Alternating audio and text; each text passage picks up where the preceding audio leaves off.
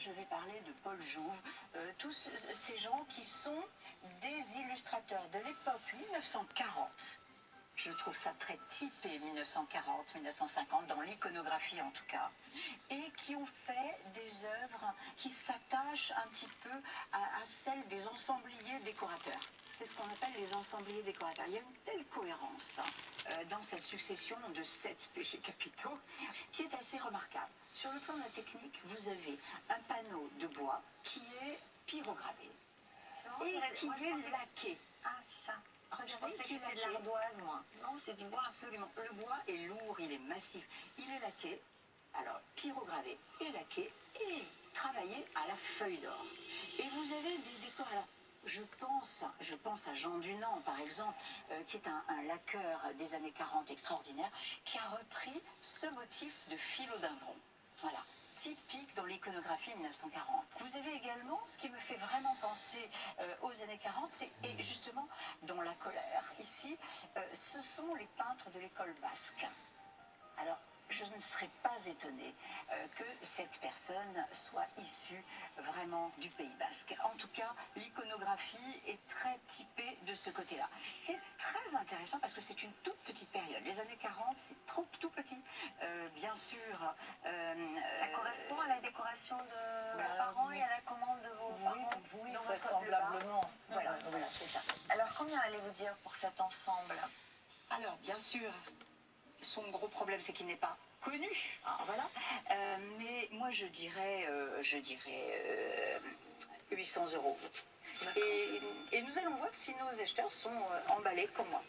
Très bien. 800 €, vous allez faire quoi de cette somme?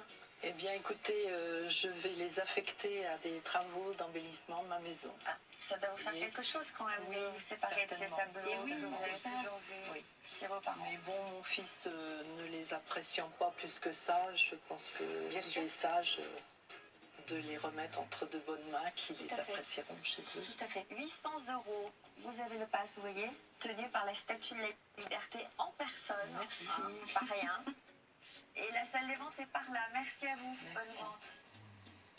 Les 7 péchés capitaux viennent en premier dans la représentation de l'histoire de l'art, puisque depuis la naissance du christianisme et surtout du catholicisme, eh bien, nous vivons avec ces représentations des 7 péchés dits capitaux. En ce qui me concerne, je ne trouve pas du tout capitaux, plutôt véniels. Et je dirais surtout, toujours en ce qui me concerne, la gourmandise. Écoutez, c'est magnifique. La luxure, quand elle est soft, écoutez, c'est indispensable à la bonne santé. L'orgueil, c'est nécessaire à la vie de tous les jours, à la vie professionnelle.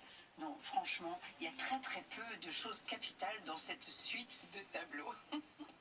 Espérons pour notre vendeuse que sa suite de peintures cultivera l'envie et non la paresse de nos acheteurs professionnels. Au préalable, c'est à Arnaud et son buste en terre cuite du début du XXe siècle, estimé 400 €, d'accéder aux négociations. Mais en premier lieu, souvenez-vous des propos d'Elora à son sujet. C'est un beau nom, c'est ancien, c'est élégant, mais il y a ce problème qu'on rencontre fréquemment d'état de conservation.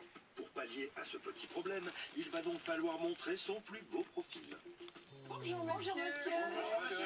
Bonjour.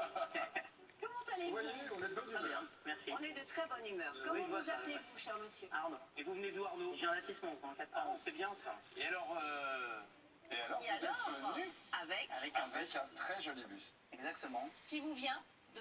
Alors, je l'ai retrouvé dans le grenier avec ma maman. Et pourquoi était-il passé dans le grenier, ce joli Il a bus? toujours été, depuis que je suis tout petit, il a toujours été au grenier. D'abord, il a été remisé...